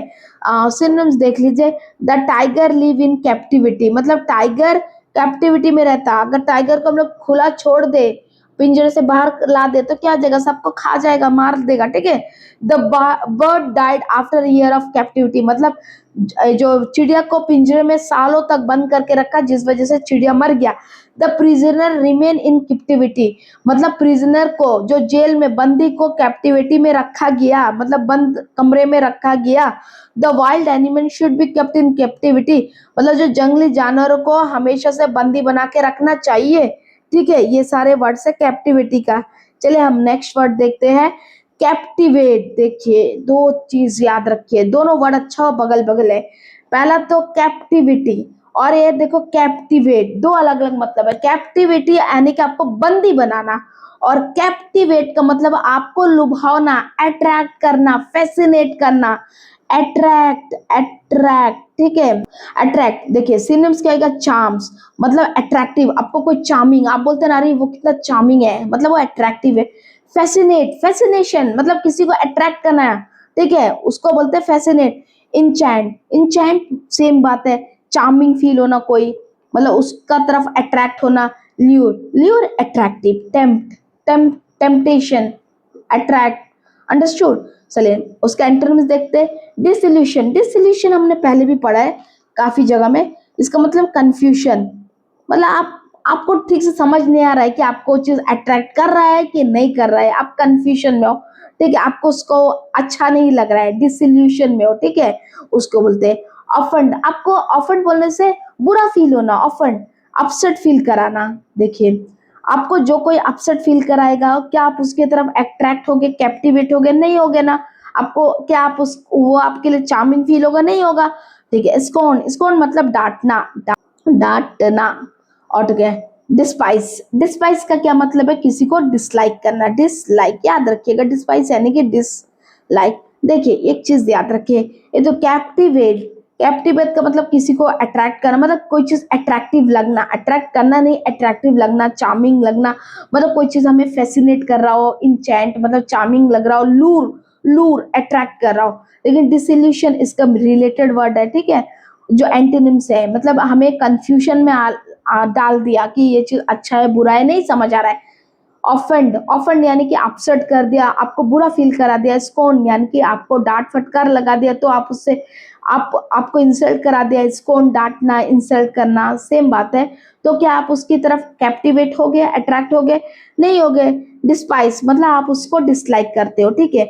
एग्जाम्पल देखिए, the singer captivated the audience, मतलब सिंगर ने कैप्टिवेटेड मतलब ऑडियंस को अपने तरफ अट्रैक्ट कर लिया अपने गाना से। हर स्माइल कैप्टिवेट एवरीवन, मतलब उसका स्माइल इतना खूबसूरत है ना, सब लोग अट्रैक्ट हो जाते। द मूवी कैप्टिवेटेड मिलियन, मतलब ये मूवी सबको अट्रैक्ट किया। The story captivated the children, ये जो स्टोरी इतना अट्रैक्टिव था ना, बच्चों को बहुत मजा आया। जैसे कि हैरी पॉटर की स्टोरी सारे स्टूडेंट बच्चों को कैप्टिवेट किया कि नहीं किया। तो कैप्टिवेट का मतलब याद रखेगा, आप याद रखिए कैप्टिवेट हैरी पॉटर, और ये कैप्टिविटी है, कैप्टिविटी बंदी है, और कैप्टिवेट मतलब किसी को अट्रैक्ट करना, ठीक है। चलिए नेक्स्ट वर्ड देखते हैं, क्या है कैप्शियस। कैप्शियस का क्या मतलब है, हमेशा से दूसरों में गलती फाइंड करना, ठीक है, always finding fault in others, ठीक है, ऑलवेज फाइंडिंग फॉल्ट, हमेशा से गलती निकालना। होता ना आप में से कुछ दोस्त होगा, आप कुछ बोलोगे तो उसमें भी गलती निकालेगा, तो ऑलवेज फाइंडिंग फॉल्ट, कैप्शियस। सिनोनिम्स क्या होगा, इरिटेट, यदि कोई हमेशा से आपका गलती निकाले तो आपको क्या उससे इरिटेशन नहीं होगा, यस, इरिटेट यानी कि चिड़चिड़ापन लगना, ठीक है। फ्रेटफुल, फ्रेटफुल ये भी एक टाइप का इरिटेट है, इसको भी इरिटेट ही कहते हैं। अगर कोई आपको बार बार आपका गलती निकालेगा तो आपको चिढ़ लगेगा, आपको टेंशन होगा, परेशानी होगा। क्रिटिकल, क्रिटिकल यानी कि फॉल्ट निकालना। एंड कार्पिंग, कार्पिंग यानी कि हमेशा से कंप्लेन करते रहना। देखिए कैप्शियस का मतलब क्या है, हमेशा से गलती निकालना, और इरिटेशन, ये देखिए इरिटेट ये कैप्शियस का मिलता जुलता वर्ड है, ठीक उसी तरह कार्पिंग भी कैप्शियस का मिलता जुलता वर्ड है। कार्पिंग का मतलब है कि हमेशा से कंप्लेन करना, ऑलवेज कंप्लेनिंग, ऑलवेज कंप्लेनिंग, क्यों ऑलवेज कंप्लेनिंग, कैसे मिलता जुलता वर्ड है। जो इंसान बार बार कंप्लेन करेगा मतलब कि वो हमेशा से गलती निकालता करके तो घड़ी घड़ी कंप्लेन करता, ठीक है।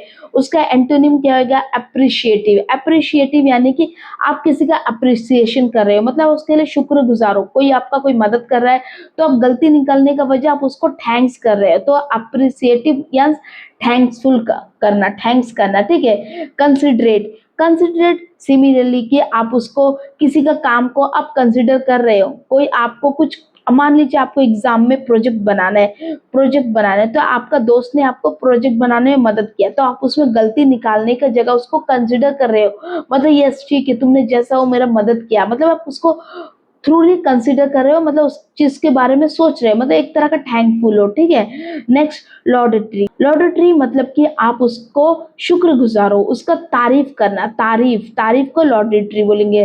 थैंक्सफुल हो तारीफ करना, ठीक है। और थॉटफुल, थॉटफुल यानी कि किसी का केयर करना, केयरिंग मतलब उसके बारे में सोच रहे हो, उसको थैंक्स कह रहे हो, एक तरह का थैंक्स है, ठीक है। तो ये देखिए, इसका सिनोनिम्स क्या आएगा, कैप्शियस यानी कि हमेशा से गलती ढूंढना, इसका सिनोनिम्स होगा इरिटेट, फ्रेटफुल, क्रिटिकल और कार्पिंग। उसका एंटोनिम्स क्या होगा, अप्रिशिएटिव यानी कि थैंक्स करना, कंसिडरेट यानी कि एक टाइप का थैंकिंग है, लॉडेटरी उसका तारीफ करना, थॉटफुल केयरिंग करना, ठीक है।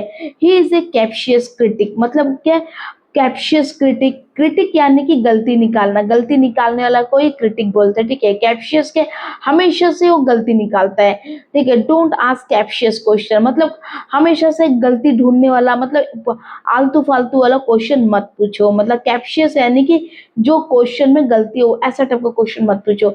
हर कैप्शियस नेचर एनॉय एवरीवन मतलब उसका जो कैप्शियस नेचर है, कैप्शियस नेचर यानी कि एक ऐसा नेचर है जिसमें वो बार बार गलती निकालती है। आप में से कुछ दोस्त ऐसे भी होंगे ना, आपने देखा होगा कि आप कुछ बोलोगे तो उसमें भी गलती निकालेगा, आप में से होगा, मेरे हमने देखा है, मेरा बैकग्राउंड में ऐसा कई दोस्त देखा है, हमेशा से गलती निकालते रहना। तो उस तरह गलती निकालने वाला दोस्त से चिड़चिड़ा लगेगा ना, तो वही बोल रहा है कि हर कैप्शियस नेचर एनॉय एवरीवन मतलब उसका कैप्शियस नेचर सबको चिढ़ दिलाता, गुस्सा दिलाता है। एनॉय यानी कि गुस्सा दिलाना, ठीक है। द लॉयर मेड कैप्शियस ऑब्जेक्शन मतलब लॉयर ऑब्जेक्शन निकालता, कैप्शियस ऑब्जेक्शन मतलब हमेशा से जो भी ऑब्जेक्शन है उसमें फॉल्ट फाइंड किया जा सकता है, ठीक है। द लॉयर मेड कैप्शियस ऑब्जेक्शन, ठीक है। नेक्स्ट देखते हैं केपेबल, केपेबल तो हम नॉर्मली यूज करते ना, नॉर्मल हम यूज नहीं करते, he is capable enough to do this work, capable उसका मतलब उसके अंदर काबिलियत है, काबिलियत है, ठीक है। अब देख लेना स्पेलिंग काबिलियत, ठीक है। केपेबल यानी कि कोई काबिल होना, उसके अंदर कोई स्किल होगा, उसके अंदर कोई एबिलिटी होगा, उसको केपेबल बोलेंगे, एबिलिटी, ओके। तो सिनोनिम्स क्या होगा, कॉम्पिटेंट, कॉम्पिटेंट यानी कि आप किसी के साथ टक्कर देने का काबिल बन गए, उसको कॉम्पिटेंट बोलेंगे। आप हो, आपका दोस्त है, मान लीजिए आपका दोस्त आपसे ज्यादा टैलेंटेड है, स्किलफुल है, तो आप अपने आप को उतना स्किलफुल बना रहे हो, मतलब आप अपने दोस्त के बराबर कॉम्पिटेंट हो रहे हो, बन रहे हो, ठीक है। तो एक तरह का स्किल्ड बोलेंगे, ठीक है। सुइटेबल, सुइटेबल यानी कि appropriate, appropriate, suitable, this is suitable for you, ये this cloth is suitable for you बोलते हैं ना, मतलब कि आपके लिए अप्रोप्रिएट है, सही है, अच्छा है, ऐसा, ठीक है। क्वालिफाइड, एबल, देखिए यहाँ में ना कैपेबल का डायरेक्ट अगर मतलब सही है तो competent, competent, qualified and able है। देखिए सुइटेबल ना मिलता जुलता मतलब रिलेटेड वर्ड है, तो ये भी एक सिनोनिम्स ही होगा, ठीक है। क्वालिफाइड यानी कि क्वालिफिकेशन होना, एबल यानी कि जिसका अंदर काबिलियत, तो उसको ही एबल बोलेंगे। और इसका एंटोनिम्स क्या होगा, इनकॉम्पिटेंट। देखिए कॉम्पिटेंट का डायरेक्ट ऑपोजिट इनकॉम्पिटेंट है, यानी कि आप किसी के बराबरी करने के लायक ना हो, ना कर पाओ, तो उसको इनकॉम्पिटेंट मतलब आपके अंदर उतना स्किल नहीं है, क्वालिफिकेशन नहीं है, क्वालिटी नहीं है कि किसी के साथ कंपटीशन कर पाओ। इनएफिशिएंट, एक है एफिशिएंसी का ऑपोजिट है। अगर केपेबल का जगह, केपेबल के लिए आपको अगर एग्जाम में केपेबल का जगह उसका सिनोनिम्स पूछे और एफिशिएंट लिखा रहे कहीं पे, तो ये एफिशिएंट भी सही होगा, ठीक है। एक वर्ड, एक और वर्ड इसमें आप जोड़ सकते हैं, एफिशिएंट, ओके। सो इसका ऑपोजिट इनएफिशिएंट, यस करेक्ट है, मतलब वो एफिशिएंट नहीं है, उसके अंदर उतना कैपेबिलिटी नहीं है। इम्बिसाइल, इम्बिसाइल भी सेम बात है, मतलब कि बेवकूफ इंसान को इम्बिसाइल बोलेंगे, उसको इंग्लिश में क्या बोलते हैं, बेवकूफ को फुलिश, ठीक है। फुलिश पर्सन जो एक बेकार का हरकत करता है उसको बोलेंगे इम्बिसाइल। इनप्ट, इनप्ट यानी कि एक बुद्धू इंसान, क्लमसी इंसान, इसको हम ये वर्ड हमने लास्ट में भी देखा था, इनप्ट यानी क्लमसी, हमने इस वर्ड क्लमसी में देखा था। और इनप्ट यानी कि स्किल, जिसके पास skill, no skill, no skill, जिसके पास स्किल नहीं है उसको क्लमजी बोलेंगे, या फिर लेकिंग स्किल बोल दो। देखिए एग्जांपल देखिए, she is capable of solving difficult problem, मतलब उसके पास इतना काबिलियत है कि वो डिफिकल्ट प्रॉब्लम सॉल्व कर सके, ठीक है। ही इज केपेबल ऑफिसर, मतलब वो एक काबिल ऑफिसर है, केपेबल ऑफिसर है। This machine is capable of lifting heavy load, मतलब ये मशीन के पास इतना एबिलिटी है, इतना एबिलिटी है कि ये इतना हैवी लोड को लिफ्ट कर सके, ठीक है। वी नीड केपेबल लीडर, मतलब हमें केपेबल मतलब एबल लीडर चाहिए, एबल जिसके अंदर एबिलिटी हो, ठीक है, जिसके पास एफिशिएंसी हो, ऐसे हमें लीडर चाहिए। चलिए नेक्स्ट वर्ड देखते हैं, कैलोमी।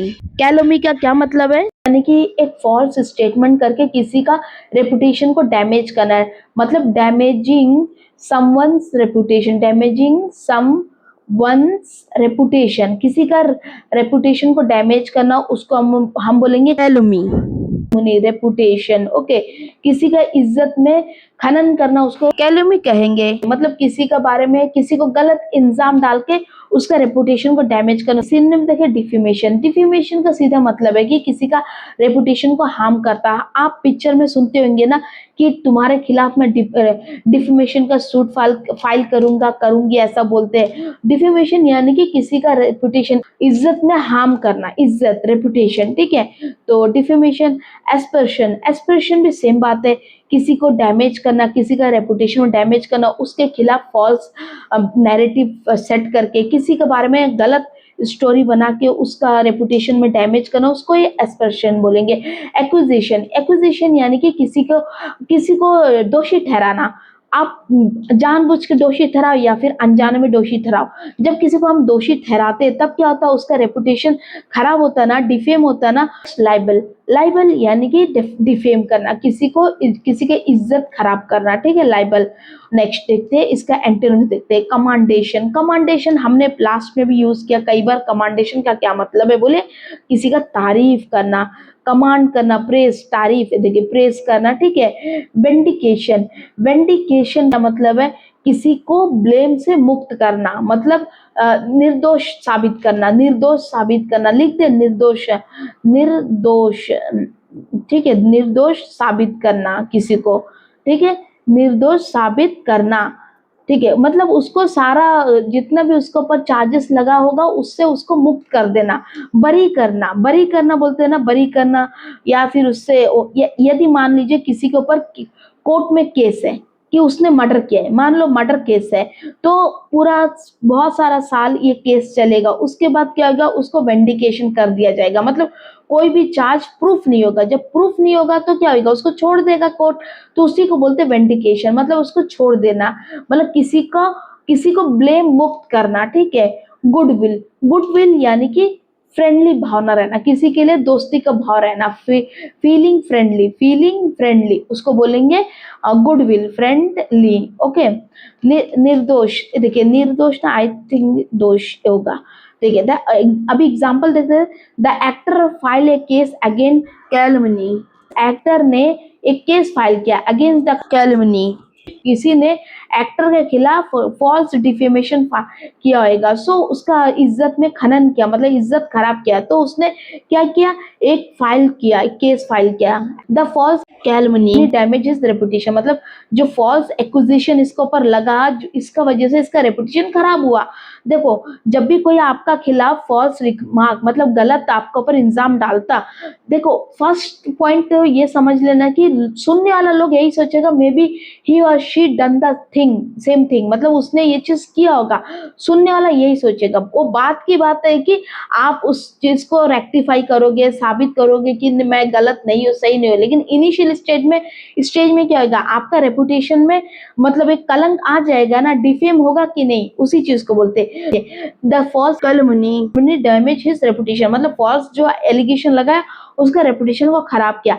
She became the victim of, ये एक विक्टिम बन गई कैलमनी का, मतलब इसका खिलाफ फॉल्स डिफेमेशन बहुत जन किया होगा, फॉल्स एक्विजिशन बहुत जन किया होगा, एक्विजिशन करने की वजह से इसका ये एक तरह का विक्टिम बन गई, सब इसको दोषी ठहरने लगे, समझ में आया।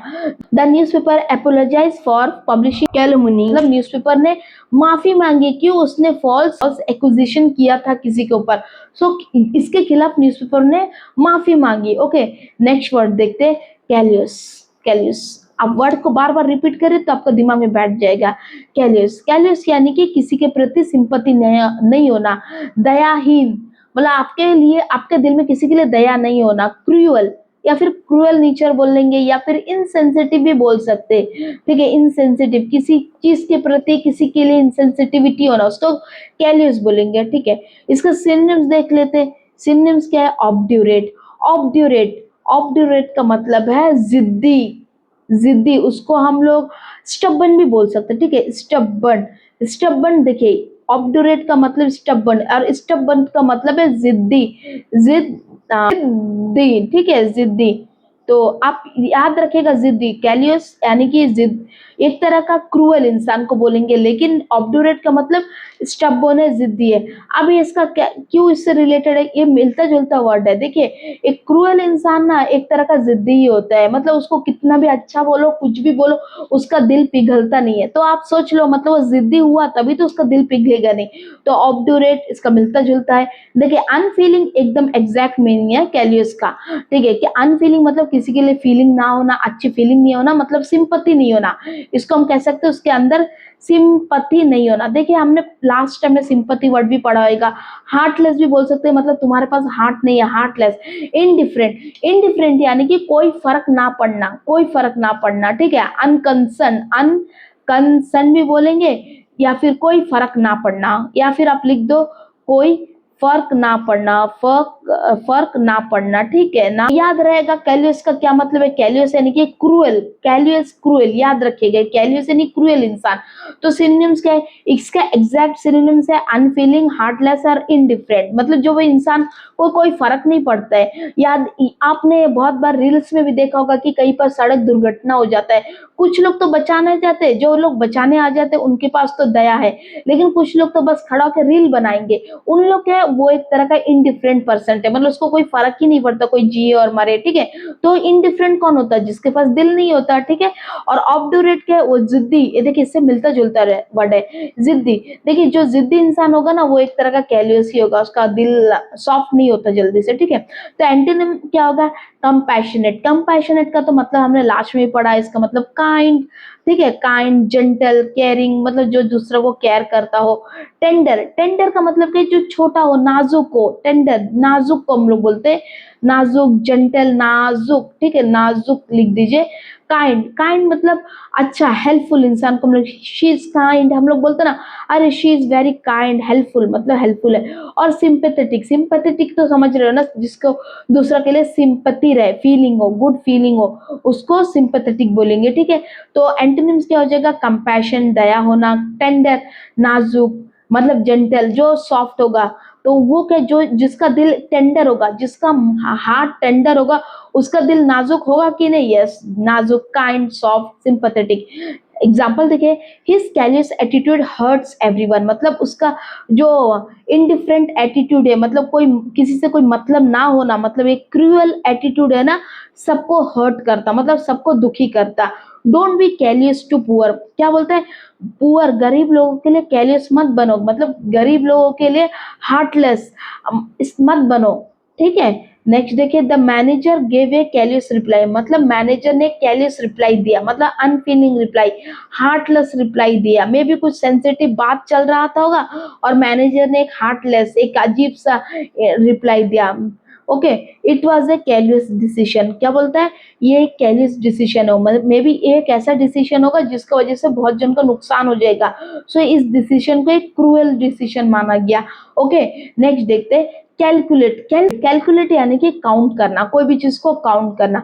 अब आप नॉर्मली कैलकुलेट को काउंट करना से मत जोड़िए, कैलकुलेट का बहुत तरह का मतलब होता है। कैलकुलेट यानी कि आप कहते हो ना, अरे हम कैलकुलेटेड रिस्क ली, कैलकुलेटेड, यदि आपको कोई चीज चाहिए, आपको मान लो आपको, आपका किसी मित्र को फूल बहुत ज्यादा पसंद हो और किसी का बगीचा में फूल है, तो आप क्या करेगा, उसका बगीचे से चुप से फूल तोड़ के लेगा, तो क्या आप बोलोगे ना, अरे हम तो कैलकुलेटेड रिस्क लिया है। कैलकुलेटेड रिस्क मतलब थोड़ा सा रिस्क, मतलब सोच समझ के रिस्क लिया है उस फूल को तोड़ने का, क्यों, कोई देख लेता तो आपको हल्ला करता। तो कैलकुलेट का वर्ड हम बहुत जगह यूज करते हैं, कैलकुलेटेड रिस्क लेना, मतलब सोच समझ के आप काम किया, ठीक है। अब देखिए इसका सिनोनिम्स देखते हैं, इनोमरेट, इनोमरेट भी सेम है, काउंट करना, लिस्ट करना, ठीक है। कोई चीज को इनोमरेशन, मतलब कोई चीज को इनलिस्ट करने को इनोमरेशन बोलते हैं, और इनलिस्ट को क्या है, एक तरह का काउंटिंग भी है, तो इनोमरेट। नेक्स्ट देखिए, एस्टिमेट, एस्टिमेट भी सेम बात है, कैलकुलेट करना, आपके पास एक एस्टिमेशन होना चाहिए। देखो अगर आपके घर में कोई चीज का फंक्शन है, फंक्शन है, मान लो बर्थडे पार्टी है, पार्टी में आपको, आपका पास एक कैलकुलेशन होगा ना, एक एस्टिमेशन होगा कि 500 लोग आएंगे, तो 500 लोग के लिए कितना खाना बनेगा, तो एक एस्टिमेशन लगाते हो ना, अच्छा 500 लोग आएंगे तो चलो क्यों ना 600 का खाना बना देते हैं, क्योंकि खाना कम नहीं पड़ना। ये क्या होता है, एक एस्टिमेट करना होता है। तो ये है कैलकुलेट का ये भी एक मतलब है। इवैल्यूएट करना, इवैल्यूएट भी सेम टाइप का एग्जांपल से समझ सकते हो। इवैल्यूएट कर रहे हो कि क्या हम 500 लोग आ रहे हैं, हम 600 लोग, मतलब कि एक तरह का इवैल्यूएशन है। आप जज कर रहे हो ना कि 600 का खाना बनाने से कैसा रहेगा। इवैल्यूएशन का मतलब एक तरह का जज करना। ओके, नेक्स्ट कंसीडर करना, कंसीडर भी सेम, आप सोच रहे हो, आप थिंक केयरफुली, कंसीडर मतलब थिंक केयरफुली। ओके, आप बताओ, आप इस पार्टी से याद करो, आपका घर में पार्टी, आप 500 जन को आप इनविटेशन दिए, आप 600 जन का खाना बना रहे हो। क्यों? आप बहुत सोच समझ के बोला ना कि 600 जन का खाना बनाओ, क्यों?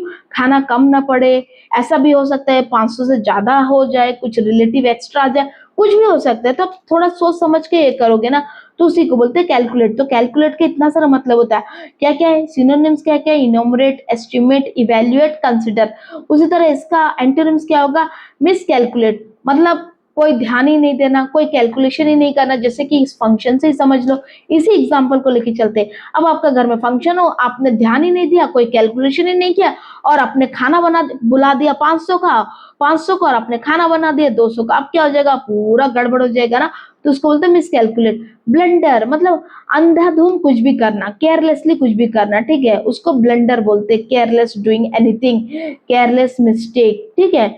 और नेक्स्ट देखते हैं, next pre determined. Pre determined मतलब पहले से ही डिसाइड करके रखना, डिसाइड बिफोर, डिसाइड करके रखना, डिसाइड बिफोर, उसको बोलते हैं प्री डिटरमाइंड। बहुत पहले से सोच समझ के कैलकुलेट करके रखना। और ये देखिए, अब प्री डिटरमाइंड कैलकुलेट का बराबर होगा, आप सोचोगे सिनोनिम्स होना चाहिए, नहीं।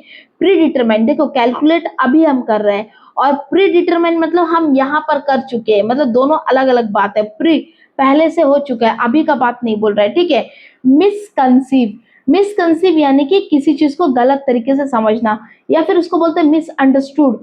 अभी आप नेक्स्ट टाइम से यदि आपका दोस्त आपका बात को ठीक से नहीं समझ पाता है, तो आप उसको ऐसा बोलते हो, यार यू मिसकंसीव माय वर्ड्स। ओके, मतलब तुमने मेरा वर्ड्स को मिसकंसीव किया, तुमने बराबर नहीं समझा। हम लोग बोलते हैं ना, यू मिसअंडरस्टूड माय वर्ड्स, तो आप वहां में मिसअंडरस्टूड का जगह मिसकंसीव यूज करना शुरू कर दो, ठीक है। एग्जाम्पल देखें, please calculate the total cost, मतलब टोटल कॉस्ट कैलकुलेट करो। She quickly calculated the answer, मतलब उसने क्विकली आंसर को कैलकुलेट किया। देखिए, scientist calculated the distance accurately. यहाँ पर जो कैलकुलेट का एग्जैक्ट मतलब बोला है, लेकिन कुछ कैलकुलेट का जैसे कि यहाँ पर एस्टिमेट, इवेल्युएट, कंसिडर, ये सब क्या है, कैलकुलेटेड का एक अलग मतलब है, ठीक है। वो चीज को यहाँ पर एग्जाम्पल में नहीं लिया। अब देखिए, he forget to calculate the risk, ये देखिए ये एक अलग मतलब है, मतलब इसने रिस्क को कैलकुलेट करना भूल गया, ठीक है। रिस्क को कैलकुलेट करना बहुत जरूरी है। जब भी आप कोई रिस्की काम करते हो, तो आप ऑब्वियसली कैलकुलेट करते हो ना कि इसमें ज्यादा रिस्क होगा तो नहीं करूंगा, कम रिस्क है तो करूंगा, ठीक है। आपने बहुत बार देखा होगा कि कुछ जुड़वा बच्चा पैदा होते हैं, जुड़वा बच्चे जब पैदा होते हैं तो क्या होता, मुंडी देखिए, दो जन का इस तरह मुंडी जुड़ा होता, तो आपने सुना होगा कि यहाँ पर डॉक्टर सर्जरी करके दोनों को अलग नहीं कर सकते, क्योंकि यहाँ पर रिस्क ज्यादा है। रिस्क जब हाई रहता तो अलग नहीं करते, वहीं पर रिस्क लो रहता, रिस्क लो रहता तो क्या करते, दोनों को अलग करके दो अलग अलग बॉडी में कन्वर्ट कर, मतलब दो अलग अलग कर देते, तो समझे ना। तो जब रिस्क यहाँ पर इसका मतलब है कि रिस्क कैलकुलेट करना, जब रिस्क का हाई रहता कैलकुलेशन से, कैलकुलेशन यहाँ पर मैथमेटिकल कैलकुलेशन नहीं, बस लॉजिकल कैलकुलेशन है, ठीक है। जब लॉजिकल कैलकुलेशन से लगता है कि अगर रिस्क कम है तो सर्जरी में जाता है, रिस्क ज्यादा है तो नहीं जाते, क्योंकि जिंदगी प्यारी है। ये मैंने एग्जाम्पल के लिए बताया, समझ रहे हो ना, कैलकुलेट को समझने के लिए। चलिए नेक्स्ट वर्ड देखते हैं। नेक्स्ट वर्ड क्या है, कैलेमिटी। देखिए, इस वर्ड को ना हमने लास्ट में भी बहुत बार यूज किया। कैलेमिटी का क्या मतलब है, कुछ भी डिसास्टर आना, डिसास्टर, कोई डिसास्टर यानी कि बाढ़, सुनामी, जो भी टाइप का चीज है उसको कैलेमिटी बोलेंगे उसको, या फिर मिसफॉर्चून भी बोल सकते हैं। मिसफॉर्चून यानी कि बदकिस्मती एक तरह का, ठीक है। तो इसका सिनोनिम्स क्या हो गया, एडवर्सिटी है। एडवर्सिटी वही क्या है, मुश्किल आना, मुसीबत। देखिए, जब भी कैलेमिटी होगा, डिसास्टर, मान लो फ्लड आया, फ्लड, व्हाट इज फ्लड, एक कैलेमिटी आएगा। कैलेमिटी जब भी आता है तो एडवर्सिटी आता है। एडवर्सिटी भी हमने लास्ट देखा था ना, लास्ट देखा, उसमें क्या था, एडवर्सिटी मतलब मुश्किल आना, तकलीफ आना। एडवर्सिटी को हार्डशिप भी बोलेंगे, ठीक है, हार्डशिप। फ्लड आने की वजह से तकलीफ आएगा, आपका घर में पानी चढ़ेगा, घर का सामान खराब होएगा तो तकलीफ आएगा ना। ठीक है। मिसफॉर्च्यून मैंने कहा मतलब बदकिस्मती, एक तरह का बैड लक कहेंगे, अरे बाढ़ आ गया, इतना सारा नुकसान हो गया, बैड लक टाइप है ना।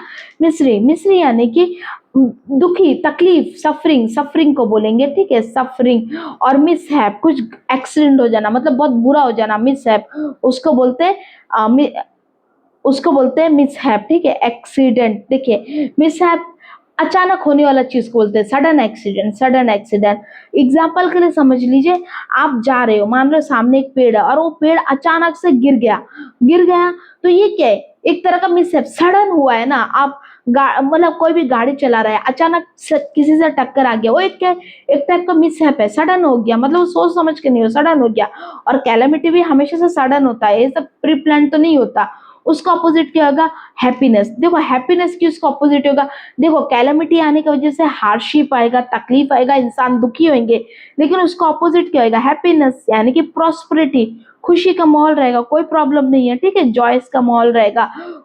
नेक्स्ट क्या है, बेनिफिट। बेनिफिट यानी कि एक तरह का एडवांटेज होना, मतलब कोई कोई वातावरण से कोई मुश्किल नहीं है, कोई प्रॉब्लम है, मतलब एक तरह का आपको नेचर एडवांटेज दे रहा है ना। देखिए यदि कोई क्लाइमेटी आता है, मतलब नेचर का तरफ से आपका लिए एक तरह का प्रॉब्लम, डिसास्टर है, लेकिन वही जगह कोई प्रॉब्लम नहीं है, मतलब नेचर का तरफ से आपको एक बेनिफिट ही है ना। उसका प्रॉस्पेरिटी, प्रॉस्पेरिटी यानी कि सक्सेस होना। देखिए सक्सेस एंड वेल्थ को प्रॉस्पेरिटी बोलते हैं। एक चीज समझिए, जो जगह में ना, हमारा कंट्री को ही आप देख लो, ऐसा कोई एरिया जैसे कि बिहार एरिया है, यहाँ पर हमेशा से बाढ़ आता है। आसाम में अभी आप सुन रहा होगा बाढ़ आता है, बहुत ज्यादा बाढ़ होने, एक कैलामिटी की वजह से ना, एक कैलामिटी एक ऐसा प्रॉब्लम है ना जिसका वजह से ना जो गरीब इंसान ना और गरीब हो जाता है, मतलब उसके लिए प्रॉब्लम बढ़ जाता है। और वही जगह, ऐसा कोई स्टेट आप समझो जहां पर बाढ़ ज्यादा नहीं आता है, आप मिडिल ऑफ द स्टेट समझो, जैसे कि मध्य प्रदेश या फिर गुजरात, ये सब जगह एरिया में बाढ़ का रेशियो कम है। जब बाढ़ कम आता है तो गरीब और गरीब नहीं होगा, मतलब उसको एक सक्सेस, आगे बढ़ने का एक मौका मिल जाएगा, समझ रहे हैं, उसी को बोलते हैं प्रॉस्पेरिटी, सक्सेस, ठीक है। और फॉर्च्यून, फॉर्च्यून का मतलब गुड लक। देखिए इसको हम बोला था, देखो मिस फॉर्च्यून मतलब बैड लक बोला था, तो फॉर्च्यून यानी कि good luck, okay, good luck, मतलब आप, आपका जो रहने का जगह अगर अच्छा है तो मतलब आप थोड़ा लकी हो। यदि आप बिहार आसाम के हो तो बोल सकते थोड़ा सा बैड लक है, क्योंकि हमारा घर वहां पर क्या करे, हमेशा बाढ़ आता, भाग कर लेके जाता, थोड़ा बैड लक है। लेकिन आप यदि यहाँ ये सब जगह रहोगे, गुजरात, मध्य प्रदेश, ये सब जगह बाढ़ आने का संभावना थोड़ा कम रहता, तो आप थोड़ा गुड लक हो ना। तो चलिए एग्जाम्पल देखते हैं, the cyclone was great calamity, मतलब ये साइक्लोन बहुत बड़ा कैलामिटी है, मतलब बहुत बड़ा डिसास्टर है। The drought become a national calamity, मतलब ये ड्रॉट ना नेशनल डिसास्टर बन गया। They recover from the calamity, they recover मतलब ये लोग कैलामिटी मतलब डिसास्टर से रिकवरी हो गए, रिकवर हो गए। चलिए नेक्स्ट वर्ड देते हैं। नेक्स्ट वर्ड क्या है, कैविटी। आपने काफी बार बोला होगा ना, अरे मेरे दांत में कैविटी हो गया, मोस्टली हम लोग टूथ कैविटी से जूझते ना, टूथ कैविटी, टूथ कैविटी मतलब कैविटी यानी कि दांत में गड्ढा हो गया, गड्ढा को बोलते हैं। यहाँ में टूथ कैविटी का मतलब दांत सड़ना नहीं होता। डेप्थ, डिप्रेशन, गड्ढा को बोलते, ठीक है, होल को बोलते कैविटी, याद रहेगा, कैविटी यानी होल, सड़ने को कैविटी नहीं बोलते, ठीक है। तो इसका सिनोनिम्स क्या होगा, डेप्थ, होल, ठीक है, डिप्रेशन, गड्ढा, होल, एपर्चर। एपर्चर यानी कि एक तरह का ओपनिंग को बोलेंगे। ओपनिंग किसका, कोई भी होल का तो ओपनिंग रहेगा ना, पोर्ट होल का ओपनिंग, ओपनिंग को एपर्चर बोलेंगे। नेक्स्ट देखिए एंटोनिम्स क्या है, इलावेट। देखिए एक कोई चीज गड्ढा है तो उसका अपोजिट क्या है, इलावेशन, मतलब हाइट, इलावेशन का मतलब हाइट है। प्रोजेक्शन, प्रोजेक्शन का मतलब एक तरह का हाइट है। माउंट, माउंट ये जो बड़ा बड़ा पहाड़ होता है ना, इसको बोलते हैं हाइट। और हाइट, अंडरस्टूड। तो कैविटी का क्या क्या सिनोनिम्स है, डेप्थ होगा, डिप्रेशन होगा, होल होगा, अपर्चर होगा। अपर्चर यानी कि एक होल को बोलते हैं, ठीक है, एक ओपनिंग को बोलते हैं। और उसका एंटोनिम्स क्या हो जाएगा, इलावेशन है, इलावेशन है, इलावेशन मतलब हाइट को बोलते हैं, ठीक है। रेस प्लेस, प्रोजेक्शन को क्या बोलते हैं, प्रोजेक्शन भी एक तरह का हाइट को बोलते हैं। माउंट यानी कि ये बड़े बड़े पहाड़ टाइप के रहेंगे ना, स्मॉल स्मॉल हिल, उसको बोलते हैं माउंट। और ये हाइट, तो हाइट तो हाइट है। अब एग्जाम्पल देखते हैं, the dentist found cavity in my tooth, मतलब डेंटिस्ट मेरे टूथ में कैविटी पाया। The cave has a deep cavity, मतलब केव में ये जो केव है, जो केव में मे बी शेर रहता हो, कोई भी रहता हो, कोई भी जानवर, उसमें बहुत बड़ा कैविटी है। The cavity form in the wall, एक क्या बोला है, वॉल का ऊपर एक कैविटी फॉर्म हो गया, बड़ा बड़ा गड्ढा फॉर्म हो गया। May be she needed treatment for dental cavity, मतलब उसको डेंटल कैविटी मतलब दांत में जो कैविटी हुआ उसके लिए उसको ट्रीटमेंट का जरूरत है। नेक्स्ट देखते हैं सीज। सीज का क्या मतलब है? सीज मतलब रोक देना, टू स्टॉप, रोक देना। सीज बोलते ना, सीज करना, to stop. Come to an end भी बोल सकते हैं, come to an end, cease करना, ठीक है। देखिए उसका सिनोनिम्स क्या होगा? टर्मिनेट, कोई भी चीज को टर्मिनेट करना है, एंड करना। देखिए हम जॉब से रिलेटेड सुनते ना कि यार उसका जॉब को टर्मिनेट कर दिया, मतलब एंड कर दिया गया, ठीक है। पॉज, पॉज आप देखते हो ना, आप वीडियो देखते हो पॉज कर देते हो, मतलब क्या, स्टॉप करते हो for short period of time. Desist, desist same, stop करना, ठीक है। और डिसकंटिन्यू या मतलब कोई चीज को कंटिन्यू करने से स्टॉप कर देना, उसका एंटोनिम्स क्या आएगा? कमेंस। कमेंस यानी कि कंटिन्यू, चलते रहना। बिगिन मतलब शुरू हो गया तो चलते रहना। कंटिन्यू मतलब कंटिन्यू होते रहना। इनिशिएट, इनिशिएट यानी कि कोई चीज को स्टार्ट करना। देखिए जब सिस का मतलब स्टॉप है तो इनिशिएट का मतलब स्टार्ट है, तो अपोजिट है ना एक दूसरे का। ओरिजिनेट मतलब कोई चीज स्टार्ट होता, ये देखो ये ओरिजिनेट को स्टार्ट बोलते हैं, और इसका एंड क्या है? सीज है। अगर इसका स्टैंडर्ड वर्ड, हम जनरली स्टार्ट को नॉर्मली स्टार्ट बोलते हैं, अब से आप स्टार्ट को ओरिजिनेट बोलिए। ओरिजिनेट मतलब जो स्टार्टिंग पॉइंट, या फिर इनिशिएटिव पॉइंट, इनिशिएट भी बोल सकते हैं, ठीक है। और उसी तरह जो टर्मिनेट पॉइंट, एंड पॉइंट को आप टर्मिनेट बोलिए या फिर सीज बोलिए। अंडरस्टूड? Start and. एग्जाम्पल देखते हैं, द रेन फाइनली सीज मतलब रेन खत्म हो गया, एंड हो गया, स्टॉप हो गया। फाइटिंग शुड सीज इमीडिएटली मतलब ये जो लड़ाई झगड़ा इमीडिएटली खत्म करना चाहिए। द कंपनी सीज ऑपरेशन मतलब कंपनी ने ऑपरेशन बंद कर दिया, स्टॉप कर दिया। नेक्स्ट, नेवर सीज लर्निंग मतलब पढ़ना लिखना कभी मत छोड़ो, ठीक है। नेक्स्ट वर्ड देते, नेक्स्ट वर्ड सरगम लोकेशन। सरगम लोकेशन का क्या मतलब है? इसको याद दिमाग में बैठा दिया, सरगम लोकेशन। इसका मतलब है कि गोल गोल घुमाना, गोल गोल वर्ड्स में घुमाना। जैसे कि आपका कोई दोस्त लोग का आपने देखा होगा ना, बहुत ज्यादा पकाते पकाते, तो उसको हम लोग पकाऊ बोलते हैं ना, यही है पकाऊ। या दिमाग में बैठा दीजिए, सरगम लोकेशन यानी कि एक तरह का पकाऊ। ये मैंने नॉर्मल लोकल लैंग्वेज यूज किया, पकाऊ, तो उसी को बोलते हैं सरगम लोकेशन। मतलब बहुत जरूरत से ज्यादा एक्सप्लेनेशन करना, ठीक है। सिनोनिम देख लेते हैं, रिडंडेंसी। रिडंडेंसी का क्या मतलब है? यानी कि कोई चीज अननेसेसरी हो, अननेसेसरी, ठीक है। अननेसेसरी कोई भी चीज करने को रिडंडेंसी बोलेंगे।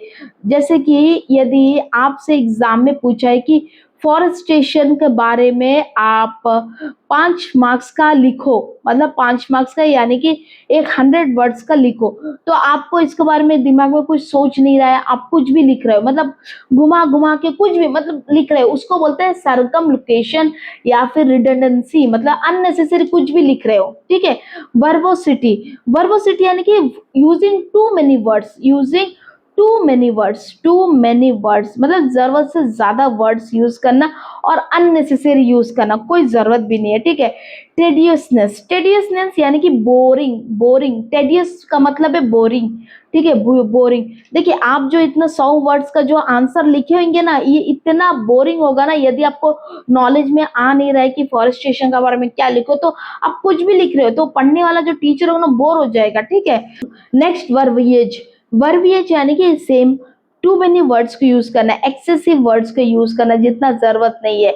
मतलब यदि आपका दोस्त एक आप उसने आपका दोस्त को यदि आप कुछ पूछ रहे हो, वो बहुत पका पका के बोलते हैं, मतलब जरूरत ही नहीं था, आप सोचेंगे इतना पका के बोलने का, सीधा बोल सकता था, तो उसी चीज को समझे, वही बात बोल रहा है, उसी को बोलते हैं सरगम लोकेशन यानी कि पका पका के बोलना, रिडंडेंसी यानी कि बेकार का अननेसेसरी बोलना, वर्बिसिटी मतलब जितना जरूरत नहीं उससे ज्यादा बोलना है, टेडियसनेस यानी कि आप सुन सुन के बोर हो गए, और वर्बियस यानी कि एक्सेस वर्ड्स यूज किया, आप 2 लाइन में जो बात को खत्म करते हो 100 लाइन में बोल रहा है, ठीक है।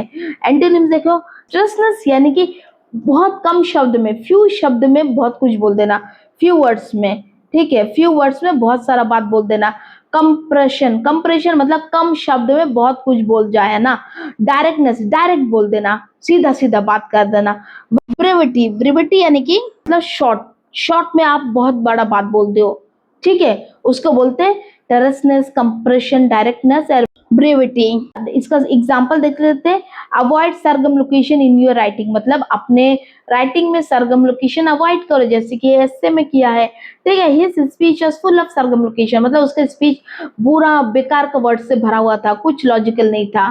ठीक है, the lawyer answer with Sargam location, मतलब लॉयर ने पूरा पका पका के आंसर दिया। ठीक है, गुड राइटिंग अवॉइड अननेसेसरी सरगम लोकेशन, मतलब ये देखो, अच्छा राइटिंग में अननेसेसरी सरगम लोकेशन अवॉइड करो, मतलब बेकार का अननेसेसरी वर्ड्स यूज मत करो, जरूरत तक बोलो, कन्फाइंड रहो, जितना जरूरत है उतना बोलो। मतलब गुड राइटिंग में क्या क्या होना चाहिए, कंप्रेशन होना चाहिए, डायरेक्टनेस होना चाहिए, ब्रीविटी होना चाहिए, ट्रसनेस होना चाहिए। ठीक है, चलिए नेक्स्ट वर्ड देखते हैं।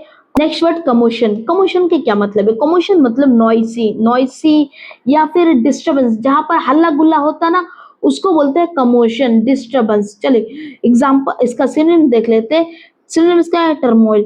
टर्मोइल का मतलब भी सेम है, नॉइजी एरिया। देखिए कमोशन का ना और एक मतलब है कंफ्यूजन। कंफ्यूजन मतलब एक ऐसा एरिया जहां पर बहुत ज्यादा नॉइज और डिस्टर्बेंस हो, वहां पर कंफ्यूजन सा फील होएगा। ठीक है, सो सिनोनिम्स का टर्मोइल। टर्मोइल का मतलब है कंफ्यूजन, कंफ्यूजन।